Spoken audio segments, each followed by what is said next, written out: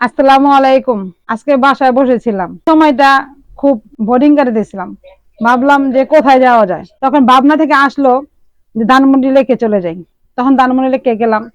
ধানমন্ডি লেকে যাওয়ার পর হাঁটতে ভালোই লাগতেছিল, চারপাশ সবুজে ঘেরা। ধানমন্ডিতে আসলাম, কিন্তু রবীন্দ্র সরোবরে যাব না, এটা তো হতেই পারে না। এই ভাবনা নিয়ে রবীন্দ্র সরোবরেতে গেলাম। সেখানে কিছু সময় কাটালাম। আশেপাশে দেখলাম সবাই আমার মতো, সবাই এখানে ঘুরতে আসছে, বেড়াইতে আসছে, ভালোই লাগতেছিল দেখতে। তারপরে হাঁটার পরে সামনে যখন একটু হাঁটতেছিলাম, তখন দেখতেছিলাম মানে একটা ফুলের দোকান। মানে ফুলের দোকানটা দেখে একটু ফুলের দোকানের কাছে গেলাম। তারপরে লেকের ধারে চলে গেলাম। ঘোড়ার যে নৌকা কিনা, এগুলো হলো আপনার হাঁসের ডিজাইনে, দেখতে মোটামুটি ভালোই লাগতেছিল।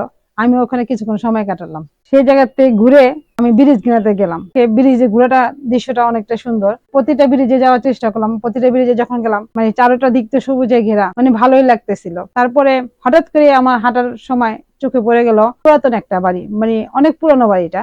কিন্তু বাড়িটা দেখে মানে আমি কিছুক্ষণ বাড়িটা কাছে দাঁড়াইলাম, মানে ডিজাইন দেখে মনে হলো অনেক পুরনো।